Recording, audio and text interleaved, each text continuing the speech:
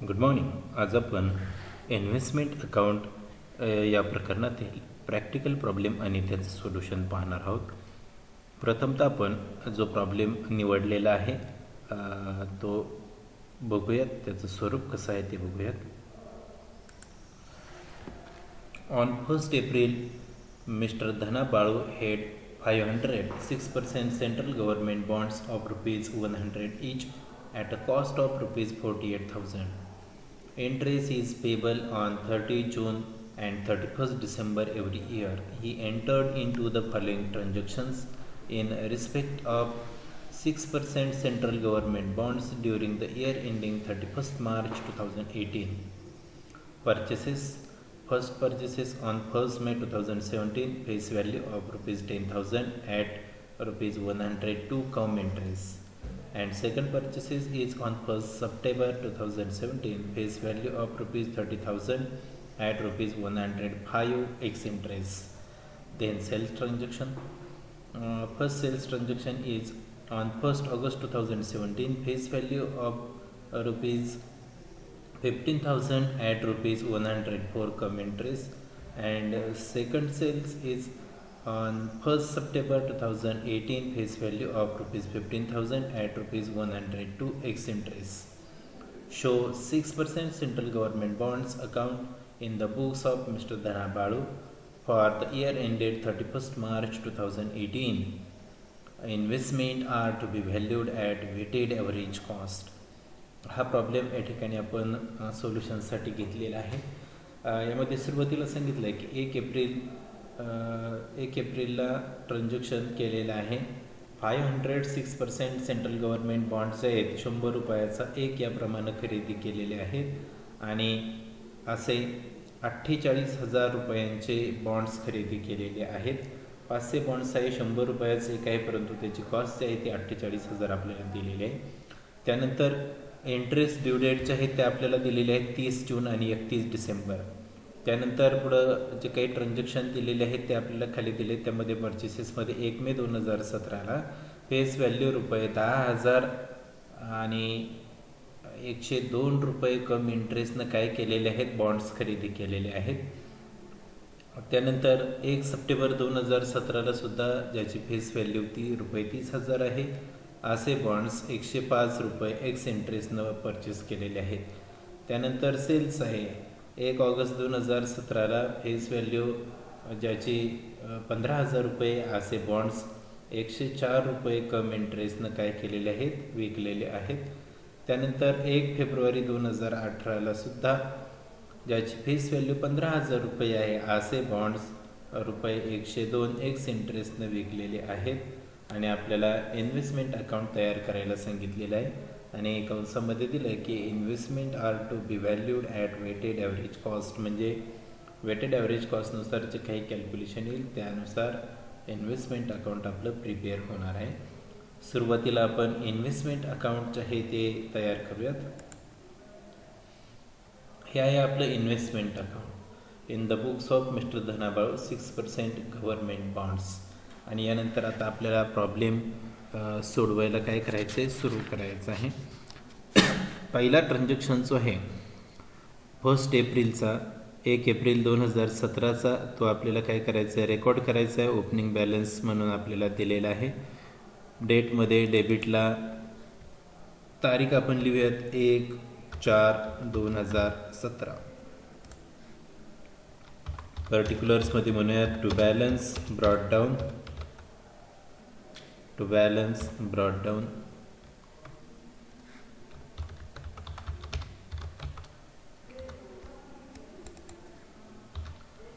To balance brought डाऊनची जी काही अमाऊंट आहे ती आपल्याला दिलेली आहे. नॉमिनल व्हॅल्यूसुद्धा त्याची दिलेली आहे आणि कॉस्ट व्हॅल्यूसुद्धा दिलेली आहे. जी दिलेली आहे ती आपण रेकॉर्ड करणार आहोत.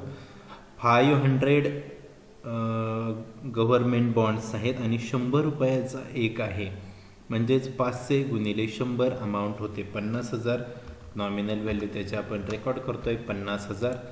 त्यानंतर त्याची कॉस्ट आपल्याला दिलेलीच आहे 48,000, ते आपण इथं रेकॉर्ड करतो आहे 48,000.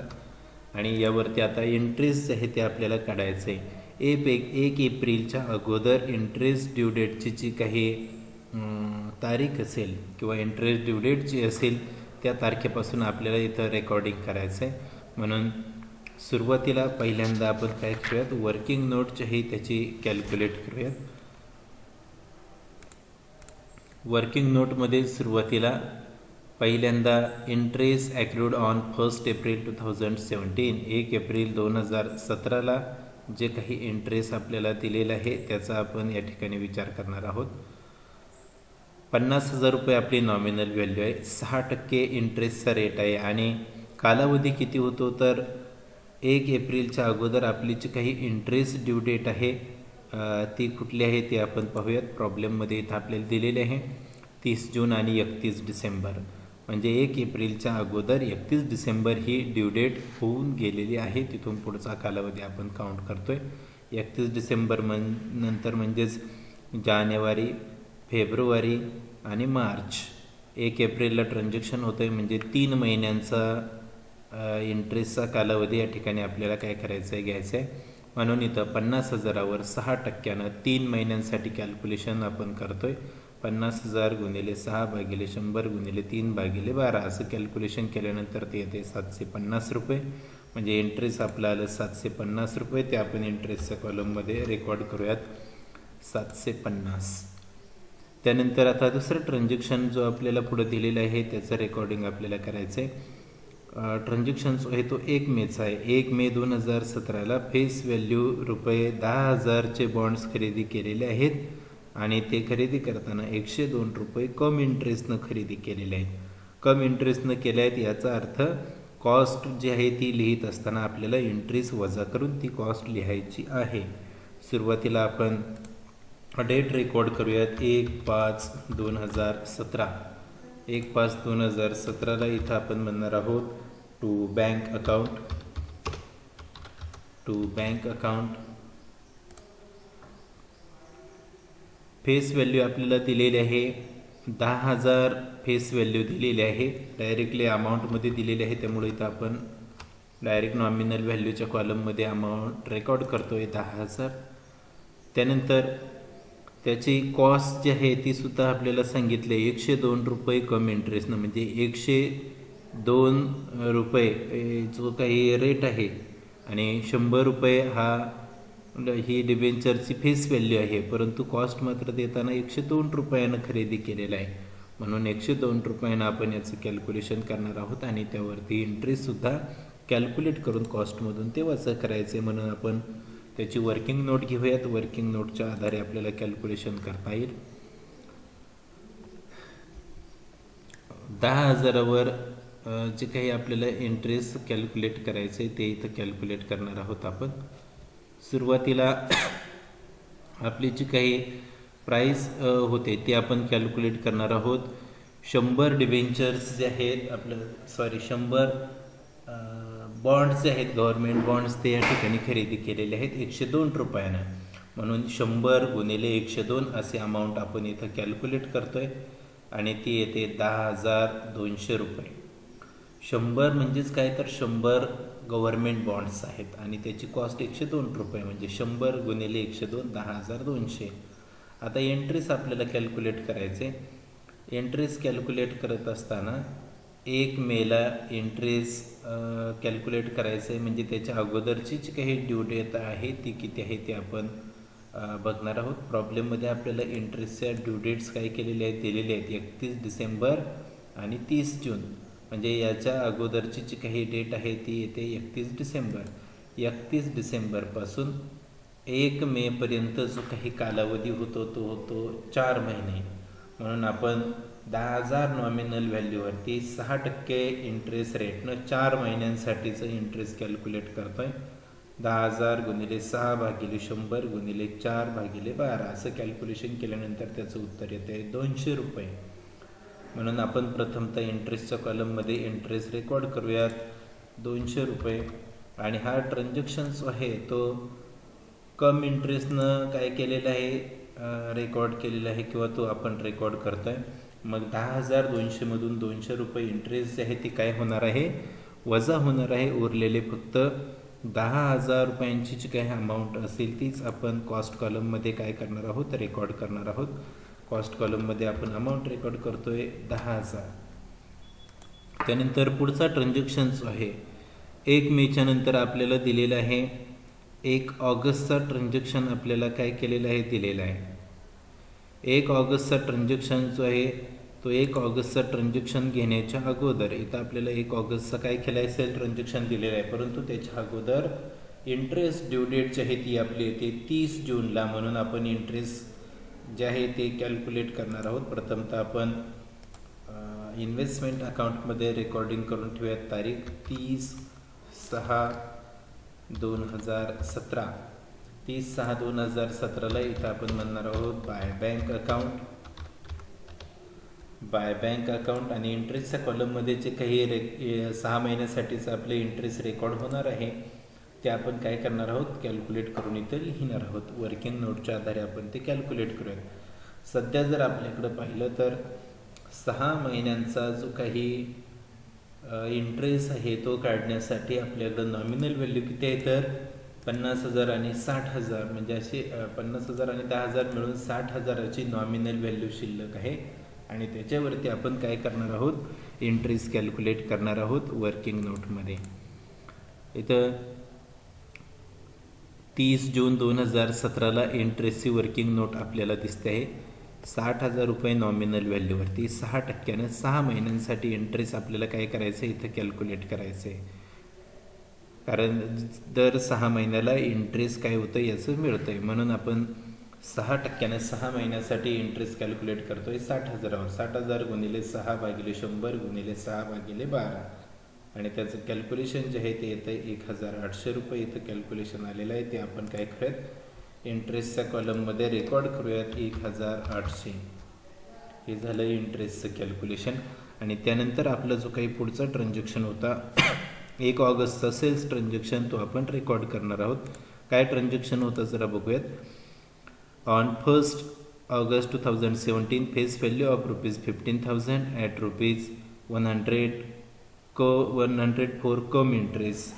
15,000 रुपये ज्यांची नॉमिनल व्हॅल्यू आहे असे जे काही बॉन्ड्स आहेत ते काय केलेले आहेत 104 रुपये कम इंटरेस्टनं विकलेले आहेत. कम इंटरेस्टनं विकलेले आहे याचा अर्थ आपल्याला कॉस्टमध्ये इंटरेस्ट लिहित असताना इंटरेस्टची अमाऊंट वजा करून ती कॉस्ट लिहायची आहे. त्यामुळं तोही भाग एक महत्त्वाचा आहे. त्याचं कॅल्क्युलेशन आपण स्वतंत्र बघणार आहोत किती इंटरेस्ट येतं आहे आणि त्यानंतर झालेल्या सेल्स ट्रान्झॅक्शनवरती प्रॉफिट होतं आहे का लॉस होतो आहे तोही आपण काढणार आहोत. प्रथमतः ट्रान्झॅक्शन जो आहे तो आपण काय करूयात रेकॉर्ड करूयात. 1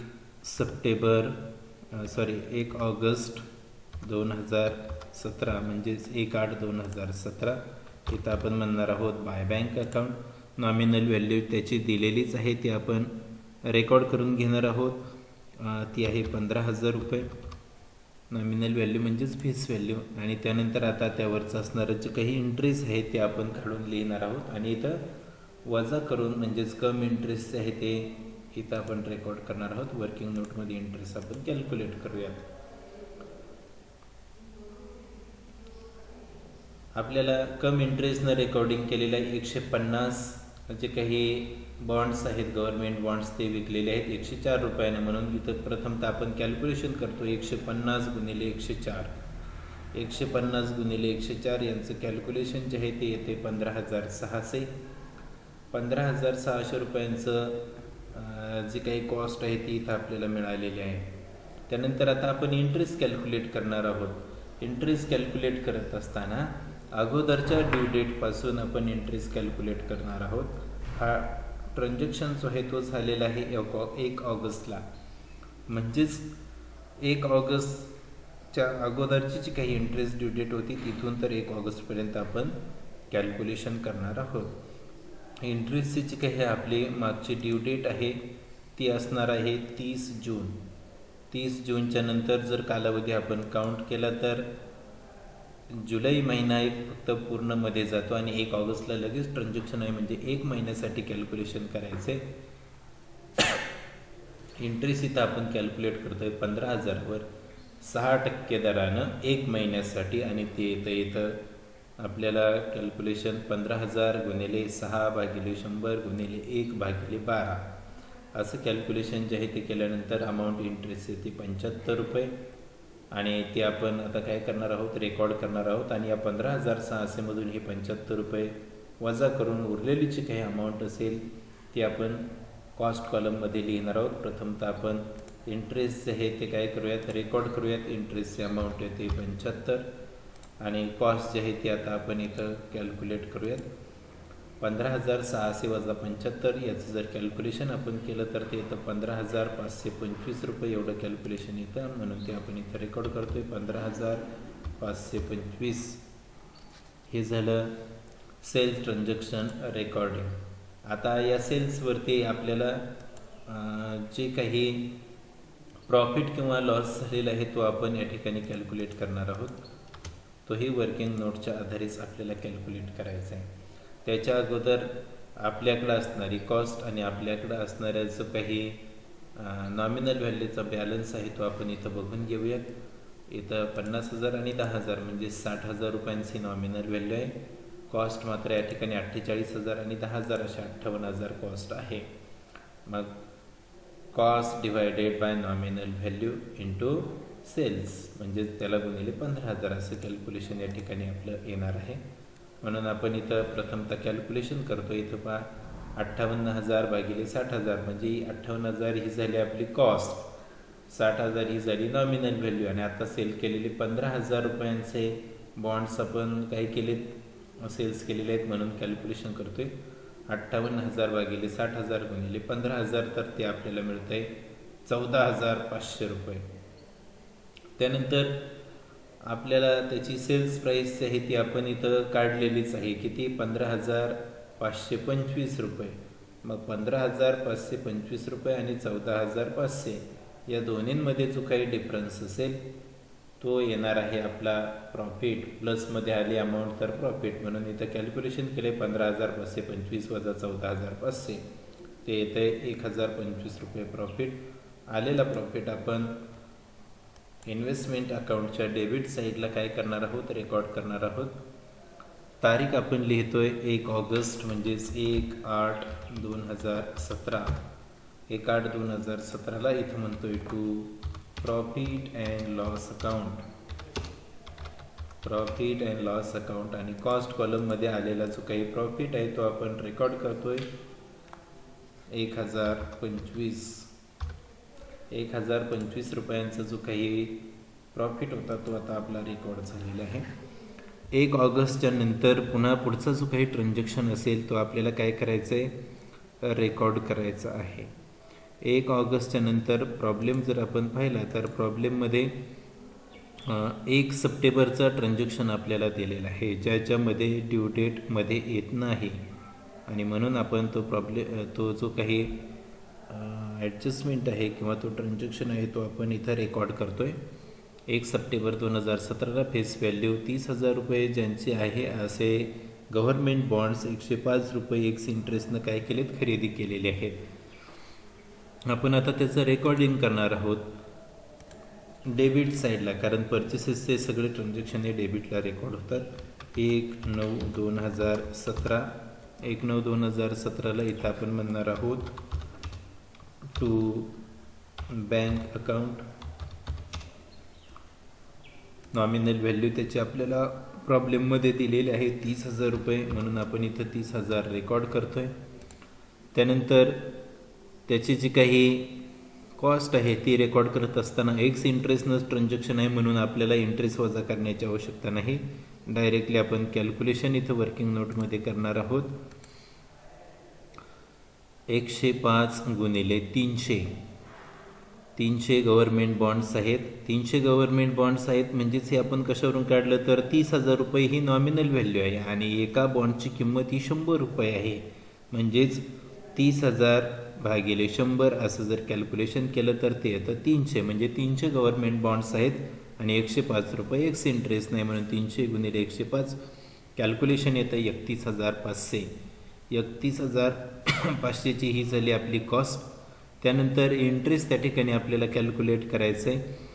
इंटरेस्ट कॅल्क्युलेट करत असताना 1 सप्टेंबरच्या अगोदरची जी काही इंटरेस्ट ड्यूची डेट आहे ती आपण इथं बघून घेऊयात. ती येते 30 जून. म्हणजे 30 जूनच्या नंतर आपल्याला काय करायचं आहे, कॅल्क्युलेशन करायचं आहे. 30 जूनपासून ते 1 सप्टेंबरपर्यंत. मग 1 सप्टेंबरपर्यंत किती महिने होतात? 30 जून नंतर जुलै आणि ऑगस्ट. 1 सप्टेंबरला नुकताच ट्रान्झॅक्शन होतो, म्हणजे तो महिना काउंट होत नाही, फक्त काउंट होतात 2च महिने. 30,000वर 6% 2 महिन्यासाठी इंटरेस्ट इथे येत आहे 300 रुपये. आणि या दोन्ही गोष्टी आता आपण काय करतोय, रेकॉर्ड करणार आहोत. एक्स इंटरेस्टनं ट्रान्झॅक्शन असल्यामुळं इंटरेस्ट 31,500मधून वजा करण्याची आवश्यकता नाही, डायरेक्टली आपण रेकॉर्ड करतोय. प्रथमतः इंटरेस्ट रेकॉर्ड करतोय 300 रुपये आणि त्यानंतर त्याची जी काही आलेली कॉस्ट जी आहे ती आपण इथं रेकॉर्ड करणार आहोत 31,500 रुपये. 31,500. इथं एक्स इंटरेस्ट असल्यामुळं आपल्याला इंटरेस्ट जे आहे ते यातून वजा करण्याची आवश्यकता भासलेली नाही. त्यानंतर पुढचा जो काही ट्रान्झॅक्शन आहे तो आपल्याला पाहायचा आहे. 1 सप्टेंबरच्या नंतर खाली आपल्याला ट्रान्झॅक्शन दिलेलं आहे 1 फेब्रुवारीचा, परंतु त्या 1 फेब्रुवारीच्या ट्रान्झॅक्शनच्या अगोदर आपले इंटरेस्ट ड्यूची डेट येते 31 डिसेंबरला. प्रॉब्लेममध्ये आपल्याला दिलेली आहे. इथं पहा, interest is payable on 30 June and 31 December every year. म्हणजे सध्या तुमच्याकडे जी काही नॉमिनल व्हॅल्यू असेल त्या नॉमिनल व्हॅल्यूवरती 31/12ला आपल्याला काय करायचं आहे, इंटरेस्ट कॅल्क्युलेट करायचं आहे. म्हणून डेट लिहितोय आपण इथे 31/12/2017. पर्टिक्युलर्समध्ये म्हणतो इथं बाय बँक अकाउंट आणि इंटरेस्ट जे येईल ते इंटरेस्टच्या कॉलममध्ये इथं रेकॉर्ड करतोय. सुरुवातीला आपण जी काही कॅल्क्युलेशन आहे किंवा नॉमिनल व्हॅल्यूची आहे ती आपण कॅल्क्युलेट करून घेऊयात. म्हणजे त्यावरती 6% 6 महिन्यासाठी इंटरेस्ट काढणं सोपं जाईल. येथे 50,000, त्यानंतर 10,000 आणि 30,000. आणि यावरती परत काय झालेलं आहे, 15,000ची जी काही अमाऊंट आहे ती काय आपण सोल्ड केलेली आहे. म्हणजे 15,000 त्यातून वजा होतील आणि उरलेली जी काही अमाऊंट आहे तेवढीच फक्त या ठिकाणी काय होणार आहे, 31 डिसेंबरच्या कॅल्क्युलेशनसाठी आपल्याकडं येणार आहे. मग आता 31 डिसेंबरचं जे काही कॅल्क्युलेशन आहे ते या ठिकाणी आपण करूयात. टोटल 75,000 रुपयांचा या ठिकाणी आपल्याकडं बॅलन्स शिल्लक राहतोय. 50,000 आणि 10 आणि त्यानंतर 30,000 म्हणजे टोटल 90,000 रुपयांचं कॅल्क्युलेशन या ठिकाणी होतं आहे. त्यातले 15,000 रुपये परत विकलेले आहेत, म्हणून 75,000 रुपये जे आहेत त्या 75,000वर इथं आपण 6% 6 महिन्यासाठी कॅल्क्युलेशन करतोय. हे कॅल्क्युलेशन जे आहे ते 31 डिसेंबरचं आहे. इकडं आपण काही थोडंसं जरा जास्त लक्ष द्यायचं नाही.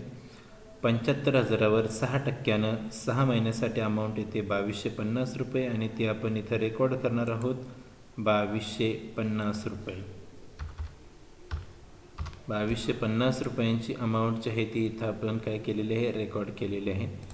31/12च्या नंतर 1 फेब्रुवारीला जो काही ट्रान्झॅक्शन आहे तो आपल्याला इथं रेकॉर्ड करायचं आहे.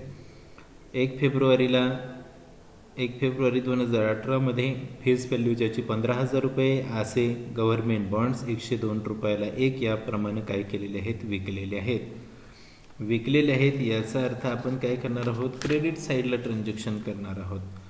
क्रेडिट साईडला तारीख आपण लिहितोय सुरुवातीला 1/2/2018 1/2/2018 आणि क्रेडिट साईडला पर्टिक्युलर्समध्ये आपण म्हणतोय बाय बँक अकाउंट.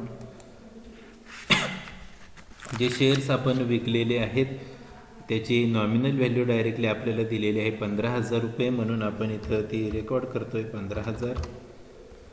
त्यानंतर त्याचं इंटरेस्ट आणि कॉस्ट जी आहे ती मात्र दिलेली नाही, एक्स इंटरेस्ट नाही. 102 गुणिले आपल्याला जे काही गव्हर्नमेंट बॉन्ड्स शिल्लक राहतात 150, त्याचं कॅल्क्युलेशन या ठिकाणी करायचं आहे. वर्किंग नोटमध्ये ते आपण करूयात. 150 आपले जे काही गव्हर्नमेंट बॉन्ड्स आहेत ज्याची नॉमिनल व्हॅल्यू 100 रुपयानं 15,000 होते, असे 150 गुणिले 102 रुपयाला 1 याप्रमाणे विकलं आहे, म्हणून 150 गुणिले 102 कॅल्क्युलेशन येतं आहे 15,300 रुपये. एक्स इंटरेस्ट नाही म्हणजे त्यातून इंटरेस्ट काही वजा करण्याची तर आपल्याला गरज नाही. त्यानंतर इंटरेस्ट मात्र स्वतंत्र कॅल्क्युलेट करावं लागते अगोदरच्या इंटरेस्ट ड्यू डेटपासून. अगोदरची इंटरेस्ट ड्यू डेटची आहे फेब्रुवारीच्या अगोदर 31 डिसेंबरची आहे. म्हणजेच 31 डिसेंबरनंतर 1 फेब्रुवारीपर्यंत 1 महिन्यांचा कालावधी होतो आणि 1 महिन्यासाठी इंटरेस्ट आपल्याला कॅल्क्युलेट करायचं आहे. 15,000वर 6% 1 महिन्यासाठी ते येते 75 रुपये. आणि ह्या दोन्ही ट्रान्झॅक्शनचे आहेत ते आता आपण इथं रेकॉर्ड करतो आहे. आपल्याला हे 75 रुपयाचे आहे ते इथं मायनस करण्याची आवश्यकता नाही, कारण ट्रान्झॅक्शन हा एक्स इंटरेस्टनं आपल्याला दिलेला आहे. म्हणून आपण काय करतो आहे तो रेकॉर्ड करतो आहे आता इन्व्हेस्टमेंट अकाउंटमध्ये. इन्व्हेस्टमेंट अकाउंटमेंटमध्ये प्रथमतः इंटरेस्ट आपण रेकॉर्ड करूयात 75 रुपये. आणि नंतरचे काही आपलं कॅल्क्युलेशन आलं होतं 102 गुणिले 150 ते आलेलं आहे 15,300 रुपये. ते आपण कॉस्ट कॉलममध्ये काय करतो आहे रेकॉर्ड करतो आहे. त्यानंतर आता हा सेल्स ट्रान्झॅक्शन आहे. यावरती प्रॉफिट झाला आहे का लॉस झाला आहे तो आपल्याला काय करायचं आहे बघायचं आहे. मग तो प्रॉफिट किंवा लॉस शोधण्यासाठी सुद्धा आपल्याला वर्किंग नोटचा आधार घ्यायचा आहे. सेल प्राईसमधून कॉस्ट प्राईस वजा केल्यानंतर प्लसमध्ये येणारी अमाऊंट ही प्रॉफिट असते, मायनसमध्ये गेली तर ती लॉस असते. मग इथं आता आपली सेल्स प्राईस आपल्याला डायरेक्टली कॉस्ट दिलेलीच आहे 15,300. त्याचबरोबर इथं त्याची नॉमिनल व्हॅल्यू जी आहे ती सुद्धा आपल्याला दिसते 15,000. यांचं फक्त आपण काय करणार आहोत कॅल्क्युलेशन करणार आहोत. 15,000ची जी काही त्याची वेटेड ॲव्हरेज कॉस्ट येते ती आपण इथं कॅल्क्युलेट करू शकतो. Total cost divided by total nominal value into sales अशा पद्धतीनं जरी कॅल्क्युलेशन केलं तरीसुद्धा टोटल कॉस्ट प्राईस जी आहे ती यांची जर आपण टोटल केली तर ती येते 75,000. आणि नॉमिनल व्हॅल्यूची सुद्धा जरी बॅलन्स आपण काढला तरीसुद्धा तो येतो 75,000 रुपये. त्यामुळं 75,000 भागिले 75,000 गुणिले 15,000 असं त्याचं कॅल्क्युलेशन आपल्याला इथं मांडता येईल. आणि ते कॅल्क्युलेशन आपण इथं मांडणार आहोत. 75,000 भागिले 75,000 गुणिले 15,000. 15,000 आता सोल्ड केलेले आहेत. त्या 15,000चं कॉस्ट आपण कॅल्क्युलेट केली तर ते ॲटोमॅटिक 15,000च येते. हे कॅल्क्युलेशन वाटलं पाहिजे तर आपण कॅल्क्युलेटरवर सर्वांनी करून पहा. 75,000 भागिले 75,000 गुणिले 15,000 आणि त्याचं जे काही कॉस्ट येते ती 15,000च येते. सेल्स प्राईस 15,300 आहे. दोन्हींची वजाबाकी केली 300 रुपये आपल्याला प्रॉफिट मिळतो आहे. आलेला जो काही प्रॉफिट आहे तो आपण इथं इन्व्हेस्टमेंट अकाउंटला रेकॉर्ड करतो आहे. तारीख आहे 1/2/2018. इथं डेबिट साईडला पर्टिक्युलर्समध्ये म्हणतो आहे to profit and loss account. आणि कॉस्ट कॉलममध्ये आपण त्याचा जो काही प्रॉफिट आलेला आहे 300 रुपये तो काय करणार आहोत रेकॉर्ड करणार आहोत. 300 रुपयांचा बॅलन्स इथं रेकॉर्ड झालेला आहे. म्हणजे आता हा सेल्स ट्रान्झॅक्शनचं होता त्यावरचं काम काय झालेलं आहे संपलेलं आहे. त्यानंतर आता आपल्याला शेवटी काय करायचं आहे अकाउंट्स क्लोज करायचे आहेत. अकाउंट क्लोज करत असताना त्या अकाउंट क्लोजिंगच्या वेळेला जो काही नॉमिनल व्हॅल्यूचा बॅलन्स असेल त्यावरती आपल्याला इंटरेस्ट कॅल्क्युलेट करावं लागतं. आणि ते इंटरेस्ट कॅल्क्युलेट केल्यानंतर म्हणजे अगोदरच्या ड्यू डेटपासून ते क्लोजिंगच्या डेटपर्यंत इंटरेस्ट कॅल्क्युलेट करून त्या नॉमिनल व्हॅल्यूच्या समोरच्या कॉलममध्ये इंटरेस्टच्या कॉलममध्ये आपल्याला ते रेकॉर्ड करायचं आहे. आणि नंतर इंटरेस्ट कॉलम रेकॉर्ड करायचं आहे किंवा क्लोज करायचं आहे. सुरुवातीला आपण जो काही नॉमिनल व्हॅल्यूचा कॉलम आहे तो आपण काय करूयात क्लोज करूयात. नॉमिनल व्हॅल्यूच्या कॉलमची बेरीज जी आहे ती 50, 60 आणि 30 अशी 90,000 रुपये टोटल होते. इथं आपण रेकॉर्ड करतो आहे 90,000 रुपये. क्रेडिट साईज जर आपण पाहिले तर 15,000 आणि 15,000 30,000 आहे. म्हणजे डेबिट साईडच मोठी आहे म्हणून हाच बॅलन्स आपण काय करणार आहोत इकडं लिहिणार आहोत 90,000. त्यानंतर आता इथं याचा बॅलन्स आपल्याला मिळणार आहे म्हणून तारीख आपण लिहितो आहे क्लोजिंगची 31/3/2018. 31/3/2018ला आपल्याला जे काही बॅलन्स आहे ते कॅल्क्युलेट करायला सांगितलेत आणि अकाउंट क्लोज करायला सांगितलेले आहेत. म्हणून आपण इथं म्हणतो आहे बाय बॅलन्स कॅरीड डाऊन. 90,000तून 30,000 गेले. उरलेला जो काही बॅलन्स आहे तो शिल्लक राहतो आहे 60,000. 60,000 रुपयांचा बॅलन्स नॉमिनल व्हॅल्यूमध्ये शिल्लक आहे. आता या 60,000वरती इंटरेस्ट आपण चार्ज करणार आहोत किंवा कॅल्क्युलेट करणार आहोत 6%. 6 महिने किती महिन्यांसाठी? अगोदरची इंटरेस्ट ड्यू डेटची आहे तिथून पुढं. मग अगोदरची इंटरेस्ट ड्यू डेट जर आपण पाहिली तर ती येते 31 डिसेंबर. इथं आपल्याला दिलेले आहे 31 डिसेंबर आणि 30 जून. मग आपल्या अगोदरची जी काही ड्यू डेट आहे ती येते 31 डिसेंबर. 31 डिसेंबर नंतर 31 मार्चपर्यंत किती महिने होतात? तर जानेवारी, फेब्रुवारी आणि मार्च असे 3 महिने होतात. 3 महिन्यासाठीचे इंटरेस्ट आपण इथे कॅल्क्युलेट करूयात. नॉमिनल व्हॅल्यूज आहे ती आता इथे बॅलन्सला आलेली आहे आपली 60,000. 60,000वरती 6%, 3 महिन्यांसाठी इंटरेस्ट आपण कॅल्क्युलेट करतोय. 60,000 गुणिले 6 भागिले 100 गुणिले 3 भागिले 12.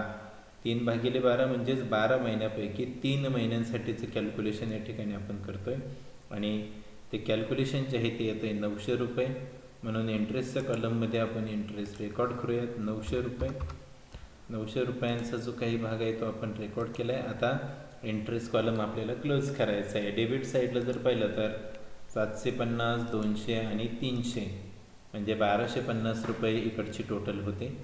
त्यानंतर क्रेडिट साईड जर आपण पाहिली तर 1875, 2250, 75 आणि 900 असे जास्त टोटल आहे. म्हणून आपण काय करूयात? प्रथमतः क्रेडिट साईडची टोटल जी आहे ती करूयात. त्यामध्ये 1875, 2250, 75 आणि 900 यांची टोटल जी आहे ती येते 5100 रुपये. ते आपण इथं रेकॉर्ड करतोय 5100. तीच टोटल आपण डेबिट साईडला लिहितोय 5100 कारण डेबिट साईड लहान आहे.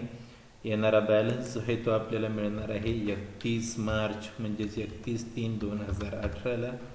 क्रेडिट साईडला आपण म्हणतोय बाय बॅलन्स ऐवजी by profit and loss account म्हणूयात कारण हा बॅलन्स जो आहे तो प्रॉफिट अँड लॉस अकाउंटला काय होतो? ट्रान्सफर होतो. प्रॉफिट अँड लॉस अकाउंट कंसामध्ये म्हणूयात बॅलन्स. आणि येणारा जो काही बॅलन्स आहे तो कॅल्क्युलेट करूयात. 5100 वजा 300 वजा 200 वजा 750 टोटल आपण जर कॅल्क्युलेट केलं तर 5100मधून हे कॅल्क्युलेशन केल्यानंतर अमाऊंट शिल्लक राहते 3850. ती आपण इथं रेकॉर्ड करतोय 3850. आणि त्यानंतर आता शेवटी कॉस्ट कॉलम जो आहे तो आपल्याला काय करायचं आहे? क्लोज करायचा आहे. कॉस्ट कॉलम क्लोज करताना आता इथं मार्केट व्हॅल्यू दिलेली नाही त्यामुळं सरळ क्लोज होणार आहे. डेबिट साईड आणि क्रेडिट साईड यांची जर आपण टोटल जर पाहिले तर डेबिट साईडची टोटल ही जास्त येते 48,000, 10,000, 1,025, 31,500 आणि 300 यांची टोटल होते 90,825. क्रेडिट साईड जर आपण पाहिले तर 15,525 आणि 15,300 ती टोटल जी आहे ती काय आहे? कमी आहे. साधारणतः 15,525 आणि 15,300 यांची जर आपण बेरीज केली तर ती येते 30,825. म्हणजेच डेबिट साईड मोठी आहे म्हणून त्याची आपण टोटल करूयात 90,825. तीच टोटल आपण क्रेडिट साईडला लिहितोय 90,825. आणि त्यानंतर बॅलन्स आपल्याला काढायचा आहे. इथं 90,825मधून या दोन अमाऊंट वजा केल्यानंतर येणारा बॅलन्स जो आहे तो येतोय 60,000 रुपये. म्हणून आपण इथं 60,000 रुपये काय करतोय? रेकॉर्ड करतोय. अशा पद्धतीनं हा प्रॉब्लेम या ठिकाणी काय झालेला आहे? टॅली झालेला आहे किंवा संपूर्ण इन्व्हेस्टमेंट अकाउंट जे आहे ते आता इथं रेकॉर्ड झालेलं आहे. ते क्लोज झालेलं आहे व्यवस्थित. टॅलीसुद्धा झालेलं आहे. थँक्यू.